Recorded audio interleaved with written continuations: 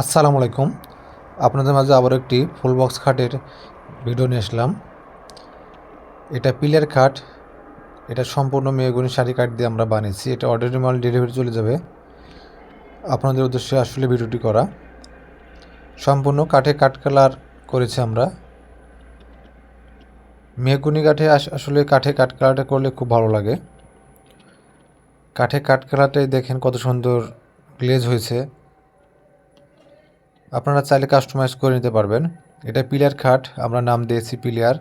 এর আগে একটা বানিয়েছিলাম, অনেক সুন্দর হয়েছিল। তো একসঙ্গে দুটা বানিয়েছিলাম, এটা দেখে এটা পছন্দ হয়েছে। তো আমরা সবসময় মেহগনি কাঠের কাজ করে থাকি। এই যে পাশে এটা একটি ড্রয়ার করা হয়েছে, মিডিল একটি সুকেস, পিছের দিকেও আমরা ম্যাচিং করে দিয়েছি। দেখেন পিছেও এই সাইডে পিলার দেওয়া হয়েছে।